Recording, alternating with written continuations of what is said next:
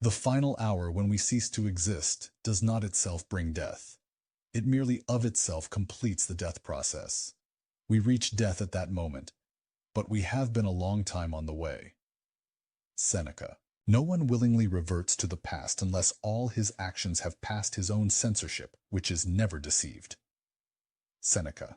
He who saw that everything depended on himself alone, who decided the fortune of individuals and nations, was happiest when thinking of that day on which he would lay aside his own greatness.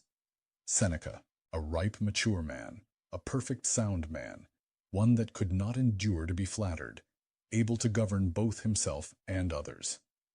Marcus Aurelius. Nowhere can man find a quieter or more untroubled retreat than in his own soul. Marcus Aurelius. Many pursue no fixed goal, but are tossed about in ever-changing designs by a fickleness which is shifting, inconstant, and never satisfied with itself. Seneca. To grumble at anything that happens is a rebellion against nature, in some part of which are bound up the natures of all other things. Marcus Aurelius.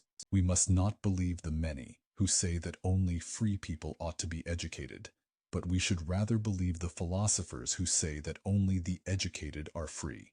Epictetus. Remember, however, that thou art formed by nature to bear everything, with respect to which it depends on thy own opinion, to make it endurable and tolerable, by thinking that it is either thy interest or thy duty to do this.